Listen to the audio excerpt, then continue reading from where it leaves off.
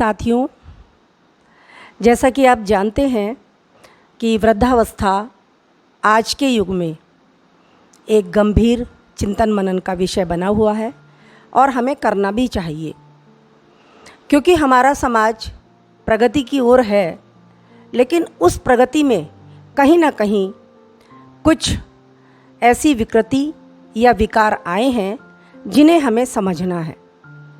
तो आज इसी विषय पर, जिस विषय पर मैं बहुत लंबे समय से कार्य कर रही हूँ कि वृद्धावस्था सामाजिक अध्ययन, क्योंकि किसी भी पुस्तक को लिखने के लिए जब तक आप धरातल से नहीं जुड़ते उसमें वास्तविकता नहीं आती।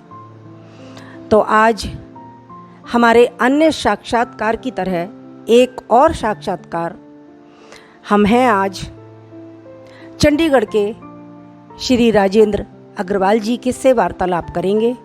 तो आइए आज हम उन्हीं के मुख से सुनते हैं कि वृद्धावस्था किस प्रकार की हो या कैसी होनी चाहिए या उनके अपने क्या अनुभव हैं। आपका नाम? राजेंद्र कुमार अग्रवाल।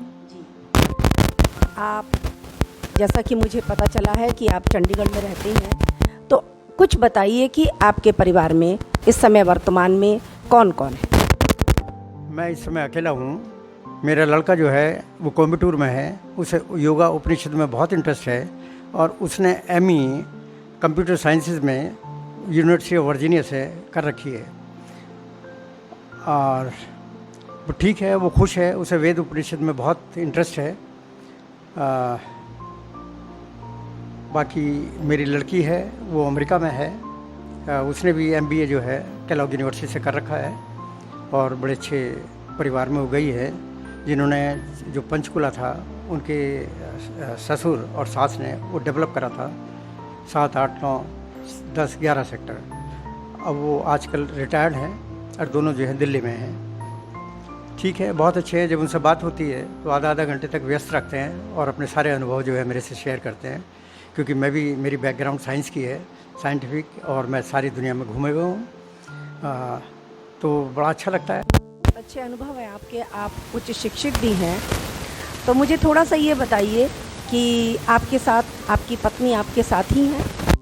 मेरी पत्नी मेरे से और 2 हाथ आगे है और वो रोबोटिक्स के अंदर आर्टिफिशियल इंटेलिजेंस में उसने काम किया है और वो अमेरिका में 1993 से है और बच्चों को बहुत अच्छी शिक्षा दी है उसने। सब उसी की वजह से है जो वहाँ से अमेरिका से क्लास 8 से लेकर के आगे उसी का ये सारा योगदान है जो इतने आदमी योग्य है। बाकी मेरे से वो अलग रहती है, वो अलग बात है, क्योंकि लेकिन हमें कोई डिफरेंसेस नहीं है, बातचीत नहीं होती है, लेकिन अपना अलग अलग ढंग है जीने का, उसमें हर एक को जो है योगदान देना पड़ता है और सहमत करना। नहीं, बिल्कुल आपने सही कहा। हम उस विषय पर नहीं जाएंगे। मैं आपसे ये पूछना चाहूँगी कि जैसे आपके बच्चे भी उच्च शिक्षित हैं, आपकी पत्नी भी उच्च शिक्षित हैं और आप स्वयं भी उच्च शिक्षित हैं और चंडीगढ़ जैसे शहर में आप रहते हैं और इस समय आप वृद्धावस्था की ओर हैं, तो आप देखते हैं कि समाज में, हमारे आज के आधुनिक समाज में वृद्धों की स्थिति पहले से आज काफ़ी उसमें परिवर्तन आया है। जो हमारे आज के युवा हैं उनमें और वृद्धों में उस तरह का तालमेल नहीं है जो पहले हुआ करता था। तो पहले की और अब की तुलना तो मैं इसलिए भी नहीं करूंगी क्योंकि पहले हमारी प्रगति इतनी नहीं थी, आज जितनी प्रगति है। बच्चे अपने में व्यस्त हैं और माता पिता खुद भी व्यस्त हैं। लेकिन आपसे मैं आपके अनुभव पूछना चाहूँगी कि जैसे आप इस समय, आपकी पत्नी आपके साथ नहीं है, बच्चे भी अपने कार्य क्षेत्र में व्यस्त हैं, आप अकेले हैं। समझिए कि आपके घर में जो कर्मचारी हैं उनसे ही आपका जीवन एक तरह से चल रहा है। तो आपको कभी कभी क्या ऐसा अनुभव होता है जब कभी आप बीमार हों, अस्वस्थ हों, कि मेरी जो आगामी जो मेरा जीवन होगा, आगामी जो मेरी वृद्धावस्था होगी वो कैसी होगी और मैं कैसे उसे व्यतीत करूंगा? इस पर मैं ज़रूर आपकी थोड़ी सी राय चाहूँगी, ताकि आप जैसे बुज़ुर्ग जो आज हैं उन्हें एक प्रेरणा मिले। देखिए, ऐसा है कि अगर बच्चों को शिक्षा नहीं दी जाए तो समाज में जो है थोड़ा सा अच्छा नहीं माना जाता। अगर वो शिक्षित रहते हैं तो हमेशा वो इंडिपेंडेंट लाइफ लीड करना चाहते हैं, जो आजकल का फैशन है। और जहाँ कर माता पिता का रोल है ये जो मशीन युग आया है, ख़ास तौर से कंप्यूटर, इसके अंदर मोस्ट ऑफ द इंफॉर्मेशन जो है वहाँ पर अवेलेबल है और वो पेरेंट्स से भी चुपचाप सुनते हैं, लेकिन उसके बाद जब वो खोलते हैं कंप्यूटर तो उसके अंदर उससे भी ज़्यादा इन्फॉर्मेशन अवेलेबल होती है। तो उन्हें लगता है कि माता पिता से भी ज़्यादा अच्छी इन्फॉर्मेशन जो है हमें इस मशीन से अवेलेबल है। जैसे मैं एग्जांपल देता हूँ पुराने के आदमियों की। जैसे हमारी अम्मा थी, मैं उनसे बात हो रही थी 15 मिनट तक, उसके बाद वो कहने लगी भैया मुझे कम सुनाई देता है, जब तेरी इच्छा करा करे तो तू मुझसे मिल जाया कर। तो वो मिलने में बहुत अच्छा समझती थी। लेकिन आजकल तो ये वर्ड शॉप में सारा का सारा फ़ोटो भी अवेलेबल है, सब कुछ अवेलेबल है। ये तो आपने बिल्कुल सही कहा कि आज जो है वो मशीनी युग है और हमारे बच्चे क्या, हम भी मशीन, हमारे मोबाइल से हम लोग जुड़े हुए हैं तो हमारे पास उसी से सब कुछ हमें दिख जाता है, मिल जाता है। लेकिन आपको ऐसा नहीं लगता कि मशीन का संबंध और आदमी से आदमी का संबंध, क्या इनमें कोई अंतर नहीं होता? आप उस पर कुछ मैं चाहती हूँ कि प्रकाश डालिए कि जैसे आपके बच्चे अलग हैं, आपकी पत्नी अलग है, आप अकेले हैं, तो वो आप किसी भी दिन, किसी भी समय, क्या आपको कभी ये अनुभव अवश्य होता होगा जब आपकी तबीयत ख़राब होती होगी या आपको ये लगता होगा कि मेरा जो परिवार है, मेरे जो भाई हैं, मेरी जो बहनें हैं, वो सब परिवार के साथ हैं, एक मैं ही अकेला हूँ, तो मेरा आगामी जीवन कैसा होगा और मैं उसके लिए आप अपने आप को किस तरह से तैयार करते हैं? मैं इस पर आपकी जो है वो विचार चाहूँगी। देखिए, इसमें जो एक्सपर्ट्स के ओपिनियन है वो हमेशा यही कहते हैं कि जब वृद्धावस्था होती है तो सोचता है आदमी, लेकिन कम सोचिए। अगर ज़्यादा सोचेंगे तो आप सिर्फ बीमारी में ग्रस्त हो जाएंगे और उसके अलावा आपका जीवन जो है और भी जो है गड़बड़ सड़बड़ हो जाएगा। तो इसी चीज़ को लेकर के मैं चल रहा हूँ आगे। दूसरा ये भी है, आजकल जो वृद्धावस्था, ये वृद्ध रूम, वृद्ध हाउस, ये दुनिया भर के जो खोल दिए गए हैं, तो बच्चों को नज़र आता है कि इसीलिए खोले गए हैं कि बच्चे जो है उनका ख्याल नहीं रखते। तो ये हमारा बदल रहा है समय, उसके लिए हम कुछ नहीं कर सकते। दूसरे पेरेंट्स ये ज़रूर हैंडीकैप महसूस करते हैं कि भाई हम इतना एक्सपोज नहीं हैं कंप्यूटर कल्चर से जितने हमारे बच्चे हैं। तो मैं भी कोई प्रॉब्लम अगर देता हूँ, जैसे मेरा नजीबाद आने में बड़ा रिजर्वेशन में परेशानी हो रही थी, तो मेरे लड़के ने तमाम परिश्रम उठा करके उसने मुझे एक दिन का 9 तारीख से ट्राई करा था, 9 मई से, और उसे 11 मई को जो है सफलता मिली।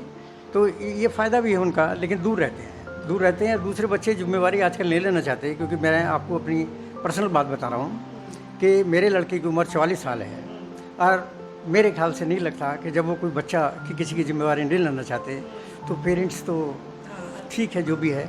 लड़की का है, उसका भी ऐसे ही है, उसकी उम्र भी 41 साल के करीब है, 42 साल, कोई बच्चा उच्चा नहीं है।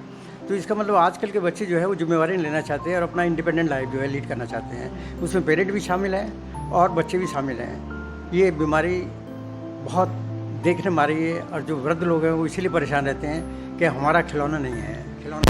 बहुत एक सटीक और सुंदर बात कही कि जब वो अपने बच्चे की ही जिम्मेदारी नहीं लेना चाहते तो माँ बाप की या किसी और चीज़ की जिम्मेदारी वो कैसे लें।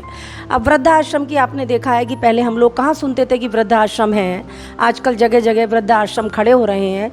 तो कुछ माता पिता भी, ऐसा नहीं कि गलती सिर्फ बच्चों की ही है, कहीं ना कहीं माता पिता भी कभी कभी इतने ज़िद्दी या कहिए कुछ इस प्रकार के हो जाते हैं कि वो बच्चों के लिए विस्तृत एक जो अपने हृदय में एक स्थान होता है वो कभी कभी नहीं रख पाते।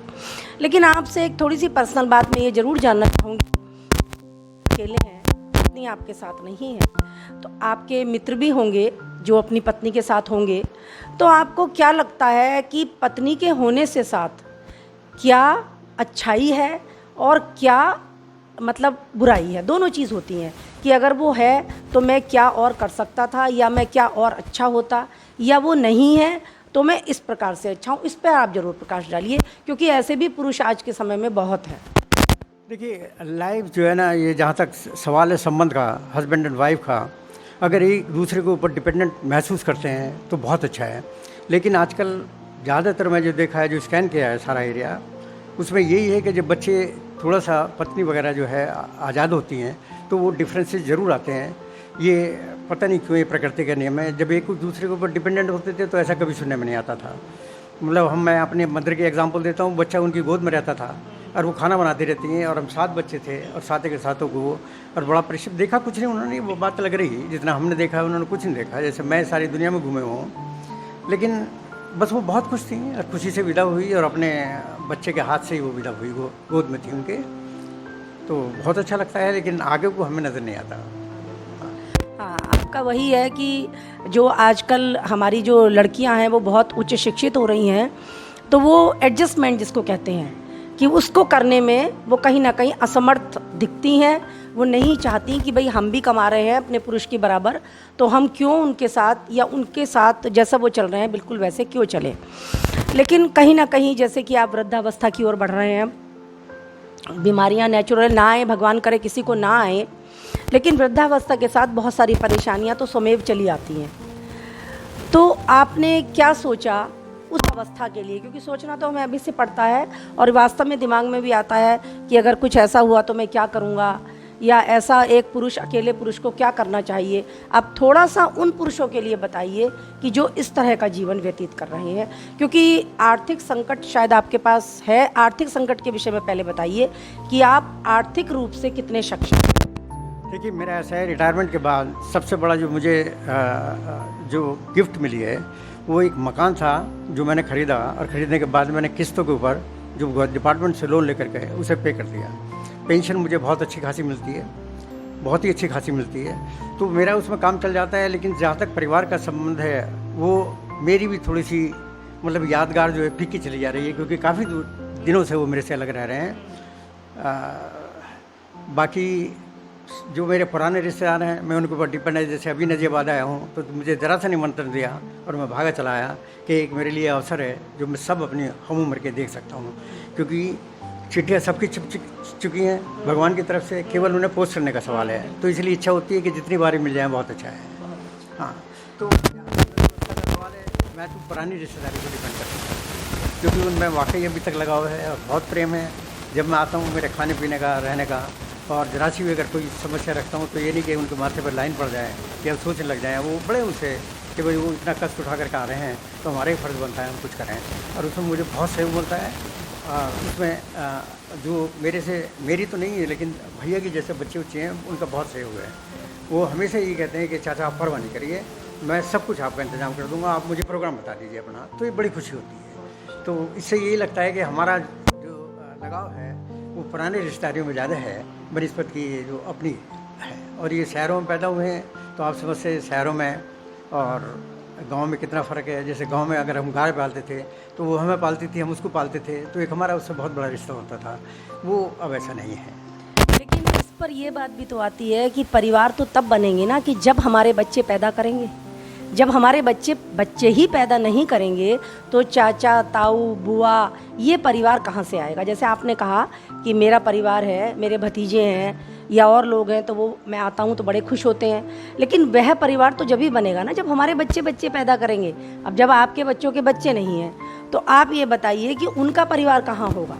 जब वो वृद्धावस्था में आएंगे वो किससे बात करेंगे, तो उनकी परेशानी में उनके साथ कौन खड़ा होगा, क्योंकि हमारे पास तो परिवार ही नहीं है, हम तो एकल हैं।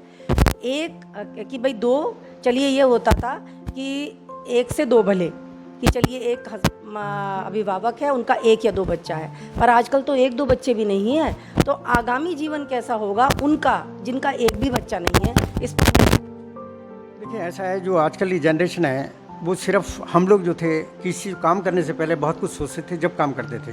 अब तो वो करते हैं और बात को रिजल्ट देखते हैं और उसके लिए पछतावा करते हैं कि भाई हमने ये ठीक नहीं किया। तो उनकी सोच है, अगर वो नहीं समझते कि भाई इनका भी कुछ हमें लाभ हो सकता है बच्चों का, तो फिर उसमें मैं कुछ नहीं कह सकता, क्योंकि वो उसके लिए तैयार है। हाँ, बस वही है कि बात वही आ जाती है कि कोई माता पिता हो या कोई भी हो, वो यही कहेगा कि जब हमारे बच्चे इस चीज़ के लिए तैयार नहीं है तो ये चीज़ ऐसी तो नहीं कि इसको हम ज़बरदस्ती उनसे करा लें कि भाई आज के बच्चे तैयार नहीं हैं। दूसरा आपने कहा कि आर्थिक स्थिति, कि एक वृद्ध की जिसका परिवार उसके साथ नहीं है, उसके पास अगर पैसा है तो वो उसके लिए बहुत बड़ी समृद्धि है कि वो पैसे से कर्मचारी रख सकता है और उनके बदौलत वो अपना जीवन यापन कर सकता है, जैसा कि आप भी आज कर रहे हैं। लेकिन ये भी बताइए कि जैसे कर्मचारी आपके घर में हैं, वो आपको खाना बना के देते हैं, आपके सारे कार्य भी चल रहे हैं, तो कहीं ना कहीं आपको कुछ ऐसा एक अंतर महसूस होता है कि कर्मचारी और अपना, उसमें क्या एक आपको अंतर महसूस होता है व्यवहार में और लगाव में? देखिए, जहाँ तक हमारे जो डिपेंडेंट हैं जो अपने खास रिश्तेदार हैं वो तो सिर्फ उनको सारा एक्सेस है हमारी रियल चीज़ों के लिए, पैसा कितना है क्या कुछ है। लेकिन जो सर्वेंट है, मेरे पास जो सर्वेंट रहती है, मैं उसकी चप्पल से लेकर के और सिर तक सारी चीज़ों का इंतज़ाम करता हूँ, और उस समय एक पैसा का मेरे ऊपर लालच नहीं होता। अगर उसने कहा कि मेरे मोबाइल में ख़त्म हो गया तो सबसे पहले मैं उसके मोबाइल में पैसे गिरवाऊँगा। तो ये सारे काम मैं करता हूँ। लेकिन खाना बनाने में बहुत ही बढ़िया है, बहुत मेरा ख्याल रखती है। और मैं जब आ रहा था तो मुझे बस स्टैंड पे वो कल रात छोड़ने आई, क्योंकि बारिश हो रही थी। तो बोले अंकल बहुत परेशान हो गए। छाता उसने 2 छाते लाई, एक छाता आपने रखा, एक छाता मेरे से रखा। और मुझे उसने वहाँ पर पहुँचाने के बाद फिर रेल के ऊपर टेलीफोन किया कि अंकल आपको रेल मिल गई है। मैं कहा बेटा रेल छूट चुकी है यहाँ से, और मैं नजियाबाद कल तुम 11 बजे करीब मुझे कर लेना, वरना मैं कर लूँगा मोबाइल। तो मेरा बहुत ख्याल रखते हैं। और बच्चों का जहाँ तक सवाल है, वो मेरे सामने बोलते बालते नहीं हैं।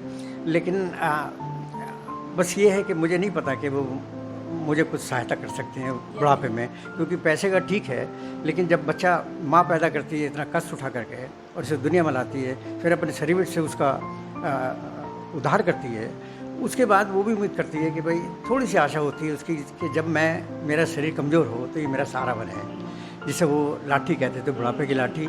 तो उसमें थोड़ा सा जा कर के थोड़ा सा शक होता है कि ऐसा हो पाएगा या नहीं हो पाएगा। हाँ, कि मन शंकित है कि मतलब जो हम अपने सोचते हैं कि हमारे बच्चे अशक्त अवस्था में हमारा कुछ कर पाएंगे या नहीं कर पाएंगे। तो जब आपका मन कुछ इस विचारों से एक कहते हैं कि दुविधा में होता है आपका मन, तो आप उसको किस प्रकार से मनाते हैं या किस प्रकार से उसको आगे ले जाते हैं कि भाई मैं अगर तबीयत ख़राब हो गई मेरी या कुछ ऐसा हो गया। क्योंकि देखिए पैसा होना और शारीरिक रूप से कार्य करना, इसमें भी एक बहुत बड़ा अंतर है कि हमने पैसा देकर एक कर्मचारी को रख लिया, लेकिन वो कितना लगाव देकर हमारा कार्य करता है उसमें, और अपने बच्चों को जिनको हमने पैदा किया है उनके लगाव में कहीं ना कहीं तो देखिए अंतर होता ही है, आप मानेंगे। क्योंकि कर्मचारी को आपने वेतन दिया, वो उस वेतन की वजह से आपका काम कर रहा है कि भाई मुझे तनख्वाह मिलनी है। लेकिन बच्चों को आपने पैदा किया है, वो आपके रक्त से जुड़े हैं, उनके लगाव में और इनके लगाव में अंतर तो आप मानेंगे। लेकिन जब बच्चे साथ नहीं हैं तो शंका भी है। तो आप मुझे ये बताइए कि ये आज के युग में क्यों ऐसा है, मतलब इतना अधिक परिवर्तन। हमने बच्चे पैदा किए, बच्चे तो हमने ही पैदा किए ना, हमारे ही संस्कार उन बच्चों में हैं। तो ऐसा क्या परिवर्तन हुआ कि हमारे बच्चे उन संस्कारों को भूलकर या जिस तरह से हमने पाला उनको भूलकर दूसरी दशा में, विपरीत दशा में क्यों जा रहे हैं? इस पर आप थोड़ा सा प्रकाश। देखिए ऐसा है कि जब जो काम हम करते थे, जैसे बाहर देशों में जो है जो आदमी काम करता था, अगर वो मशीन काम कर सकती है तो आदमी काम नहीं करता उसमें, कि मशीन का जो है रिजल्ट ज़्यादा एक्यूरेट होते हैं और रिपीटेबिलिटी जो है बहुत ज़्यादा होती है। अब सवाल रहा बच्चों का और कर्मचारी का। कर्मचारी अगर पैसे लेकर के भी काम कर दे और आपकी जो संतान है वो काफ़ी अरसा हो जाए तो रिश्ते फीके पड़ जाते हैं। जैसे हमारे मामा मामी, मैं उनके पास रहा हूँ, लेकिन अब काफ़ी समय से सन 58 में मैं वहाँ से चलाया था, तो इतना लंबा अरसा हो गया है कि याद ज़रूर आती है उन सब गलियों की जहाँ पर रहे हैं, लेकिन अटैचमेंट जो है वो थोड़ा सा नीचे आ गया है, मतलब उतना वो नहीं रहा है। अब मैं आया हूँ नजियाबाद तो सिर्फ इस चीज़ से कि सभी रिश्तेदारों से मिलना हो जाएगा, उसमें रामनगर भी इन्वॉल्व है।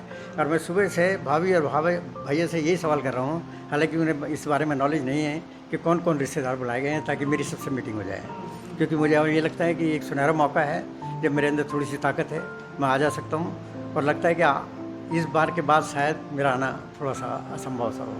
तो जिससे जब ज़्यादा अटैच जब वो नहीं रहता इंटरेक्शन, तो उसमें फीका पड़ जाता है। ये बिल्कुल सही बात है आपकी कि वो चाहे अपने बच्चे हों, वो जब तक उनका हमारे प्रति लगाव, आदान प्रदान, वार्तालाप नहीं होता तो हमारा भी उनसे अटैचमेंट थोड़ा कम हो जाता है। लेकिन जो हर समय सामने है उनसे हमारा दिन प्रतिदिन लगाव बढ़ता है। लेकिन अब आपने कहा कि मैं इसलिए यहाँ आया कि मुझे सारे संबंधी मिलेंगे, तो आप देखिए कहीं ना कहीं उन संबंधियों के प्रति आज भी आपका लगाव वैसा का वैसा ही बना हुआ है, जो आज देखने में नहीं आता। आज अगर हम अपने बच्चे से कहें कि बेटा हमारे साथ किसी विवाह समारोह में चलो, तो वो कदापि जल्दी से तैयार नहीं होंगे, उनके पास अपने 10 काम होंगे, क्योंकि उनकी वो इच्छा ही नहीं होती कि हम सगे संबंधियों से मिले, और वो जानते भी नहीं उतने दूर के सगे संबंधियों को, बहुत से बहुत अपना भाई या अपनी बहन। तो आज के आधुनिक समाज को जिसको कहते हैं कि बहुत प्रगति पर है, 21वीं सदी है, हम आ रहे हैं। तो इसमें इस प्रकार के जो सामाजिक ढांचे में ये परिवर्तन आया है, बुजुर्गों के लिए कहिए, ये कहिए, मैं तो दोनों की ही बात करूँगी। तो इसके लिए आप क्या कहेंगे कि हमें क्या बदलाव करना चाहिए थोड़ा सा, कि जो कहीं ना कहीं हमारे जो एक संबंध ईश्वर की ओर से बनाए गए हैं, रक्त के संबंध, वो तो ईश्वर ने ही बनाए हैं ना, कि ये बच्चा यहाँ जन्म लेगा, ये बच्चा यहाँ जन्म लेगा, तो वो और किस प्रकार से। देखिए, जब डाइवर जो आता है थोड़ा सा, तो उसको जो आप चाहते हैं उस दिशा में लाना बड़ा मुश्किल होता है। तो मुझे नहीं लगता कि आप कोई चीज़ किसी के ऊपर थोप सकते हैं। ये है कि आप अपने विचार उनके सामने रख सकते हैं, अब उसको स्वीकार करें या ना करें। लेकिन मुझे ये लगता है कि जो हम प्रगति कहते हैं, उसको अगर गंभीरता के साथ सोचा जाए तो हमें क्या प्रगति हुई है। देखिए, जलवायु के साथ हम अटैच रहते थे, जल बेकार वायु बेकार। तो मुझे नहीं लगता कि जीवन में कोई उपलब्धि करी है अगर ये समझते हैं कि हमने सारी वातावरण में रेडिएशन भेजने के बाद आँखों को खुजा रहे हैं, नाक में गड़बड़ है, मुंह में गड़बड़ है। तो मेरे ख्याल से ठीक है, प्रगति है, लेकिन साइंस में जो प्रगति है, जो भगवान ने बनाया है, आप देख लीजिए कि कैसे पता चल जाता है कि भाई आजकल जो है वो आम का सीज़न आ गया, आम देना है, आखिर कोई सुप्रीम पावर है। लेकिन हमारे यहाँ ऐसी सुप्रीम पावर वो बच्चे नहीं मानते, बच्चे नहीं मानते, सही बात है। और देखिए कि प्रकृति पर शासन करके तो हम जिंदा नहीं रह सकते, क्योंकि जो भगवान की कुदरती चीज़ है, जो बनाई हुई चीज़ है, उसके ऊपर हम शासन करेंगे तो वही बात है कि बीमारियां भी आएंगी और सामाजिक ढांचा भी हमारा चरमरा जाएगा। तो आपका कहने का मतलब यही है कि प्रगति हम कितनी भी कर लें, लेकिन साथ साथ जो एक ईश्वर की बनाई हुई संरचना है, उसके साथ हमें अवश्य चलना चाहिए, ताकि दोनों का तालमेल जो है वो अच्छी प्रकार बना रहे। बस अंत में मैं आपसे पूछना चाहूँगी कि इस समय आप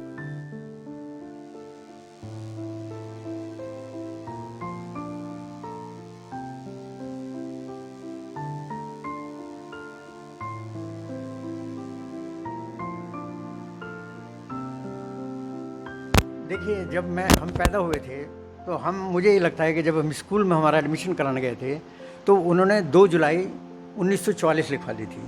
तो मुझे लगता है कि उससे मेरी उम्र ज़्यादा है, और इस समय जो ऑफिशियल है रिकॉर्ड के ऊपर वो 77 प्लस 10 ईयर्स 10 मंथ्स, मतलब 78 के करीब है। लेकिन मुझे लगता है कि मैं इससे ज़्यादा हूँ।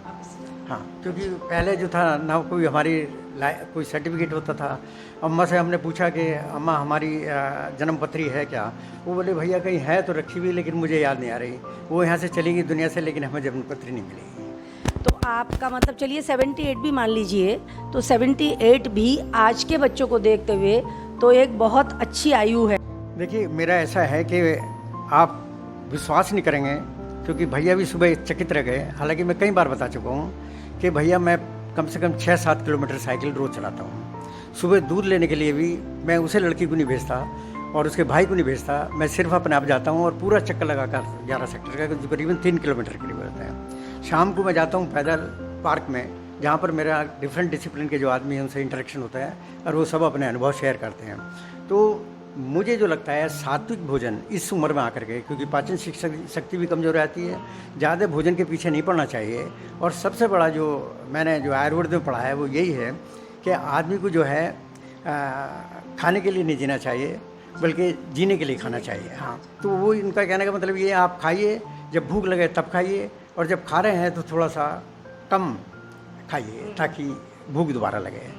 तो यही सात्विक भोजन करता हूँ मैं, खूब परिश्रम उठाता हूँ, एक चीज़ एक चीज़ से ज़्यादा नहीं ला के देता, ताकि बार बार मुझे जाना पड़े पैदल या साइकिल पे। तो यही मेरा राज है। तो बहुत अच्छी जो आज एक सकारात्मक वृद्धावस्था के लिए जो एक विषय होना चाहिए, जो एक बातें होनी चाहिए, वो आज आपने हमारे सारे साथियों को बताई हैं। तो मैं इसका, और आज समय देने के लिए मुझे आपने जो समय दिया उसके लिए मैं आपका बहुत बहुत धन्यवाद करना चाहूँगी। और यही मेरी एक प्रार्थना रहेगी, या कहिए कि ये मेरा विषय है, और मैं यही अपने साथियों से कहना चाहूँगी कि वृद्धावस्था को सकारात्मक के रूप में लें। उसको ये सोच के ना चलें कि अब 50 पूरे हो गए, अब आगे आगे जो अवस्था आ रही है वो हमारी अशक्त हम होंगे, हम बिस्तर पर होंगे, हम बीमार होंगे। देखिए ये नंबर का गेम है, ये तो आना और जाना लगा रहेगा। बात यह है कि हम कितने सकारात्मक हैं अपनी आयु के लिए, अपने कार्यों के लिए, वो होना चाहिए। तो इसी के साथ आप सबको भी एक बार फिर नमस्कार और धन्यवाद।